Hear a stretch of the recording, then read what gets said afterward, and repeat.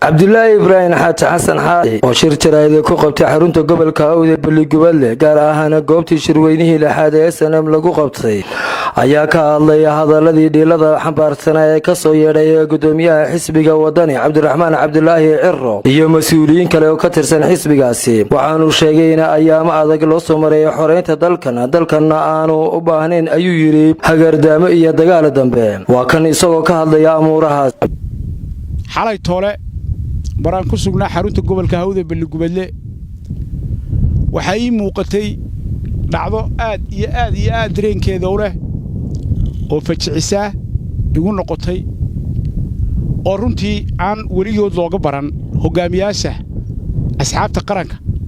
hogaamiye campaign noocaas gala aan weli dib waxaan ku dhaaan hore inoo soo marin mudane Cabdiraxmaan Maxamed Cabdulaahi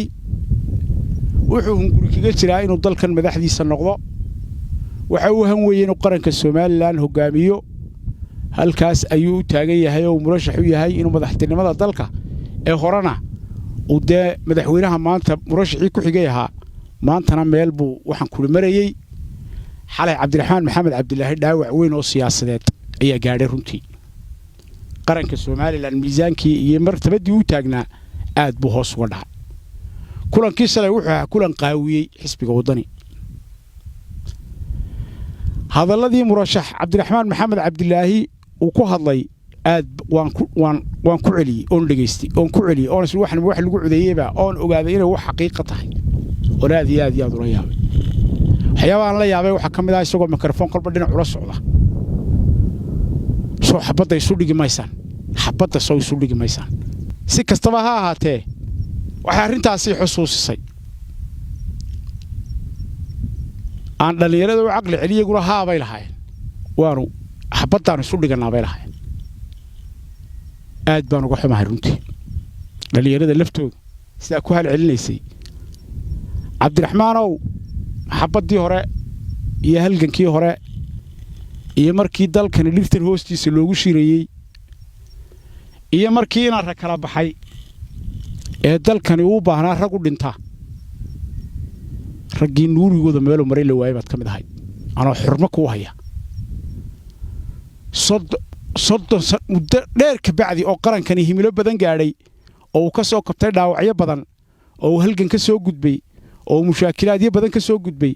maanta kii ku hadaa qilaas oo xabada isu dhigi maysaan ma tihid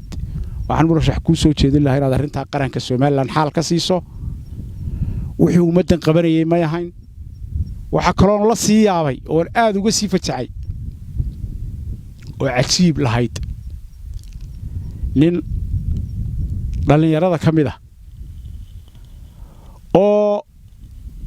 raga mudakarkee soo socda kamid ah ayaa yiri halgankii baan ka habsaama Yuusuf waa tadhasi Yuusuf oo adiga iyo aniga iyo runta halgankii waynu ka habsaan laakiin ragaa wada socotaan halgankii kama habsaamin ee halgankii daaha dabadiisa galeen Cabdiraxmaan Cirro maalintii halkan Muuse Biixi iyo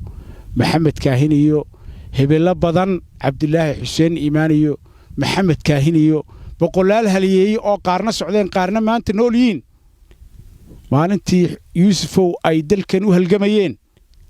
maalintii dhirtan hoosteeda waqtiga dheer shirka la isku qancinayay ee nidaamka dimuqraadiga shaqeynayay ee codka lagu kala baxayay ee loo halgamayay wada tashigu socday maalinta Cabdiraxmaan Maxamed Cabdulaahi iyo Ismaaciil Aadan Cismaan oo xalay toole abuurka sayirayay raggii halganka ka gabaday bay ahaayeen ee waqtiga u shaqeynayay dawladda Maxamed Siyaad Barre la dagaalamayay Ismaaciil habeenkii Muuse Biixi raga la midka ay dalka soo galeen Hargeysa wuxuu kaga baxay dirac isa taariikh qortay imankana laab garaaciisa iyo hanjabaadiisa iyo hatigaadiisa xalay aad baan u yaab dalkani wuxuu leeyahay ciidamo heegana oo nabadgelyadiisa ku filan wuxuu leeyahay dad uu tacab badan ka galay oo qiimaha uu taagan yahay uu la weyn yahay waxaan arkayo waxaan ku goobta ka hadlayay xildhibaan Maxamed Xaaji Yuusuf Waabeeyo wuxuu dhalinyarada isku mid uga dhigayay intiina halka fadhidaa burca gashay buu lahaa waabeeyow dhalinyarada yaan la qaldin burco raggii galay tacabkoodii waynaga ku faanaynaa waa taad xildhibaanka ku ahayd waa taad madaxda ku tahay waa taad ku doodayso waa taad ku hadlayso hadda xabadda isu dhigtaan iyo mushaakilaadka la curinayo waxa laga shaqaynayo xabadda maydaan arage xabaddu way qadhaadhi biyo waraabiya baa ka dambayn doonta ugu dambayn waxaan baaq u dirayaa xirsi cali xaajaas oo sheega ama sheegta amaba inoo sheegay inuu kaara jiray xilligii halganka aysan manhaajado dhan baa la baadho waa la xirsi meel halganka haddana dee qofka ilaa dadku ismay wada garin halganka qofba maalin buu ku biirayay xirsi kaara jiray xirsi ilaahay kaara ka nabadgeliyay haddii kaari faqashtaad ka nabad gashay oo aad kurka goyntii baabuurta ka nabad gashay oo qaranka wixii dhacay aad ogeyd oo wallahi kaaraha nabadda Soomaaliland ilaalinaya kaba nabadgelaysid waan ku sheegaya oo ku jeeraya haddaynu qaadanay taa hore kaaraay jiro waan ka noolay xirsow taa dambe saad uga badbaadaa way adagtay balaayayaan laga shaqaynayaan jirin nidaamkeena dimuqraadiga aynu sidoo u socdo iyo hawshiisa aynu ku soo noqono ayaan leeyahay war marka la yiraahdo waxaan ku muxuu ahaa keligeyba xisbi ah oo xeerarka dalka yaalla aynu dabiqi weyno oo haddana aynu ku darno soo xabadda isu dhigi maysano dhalinyarada aynu qaladno oo iyaguna haada quraan oo cid suuq tiraadaba la inaga waayo waxaan ku ummad noqon mayno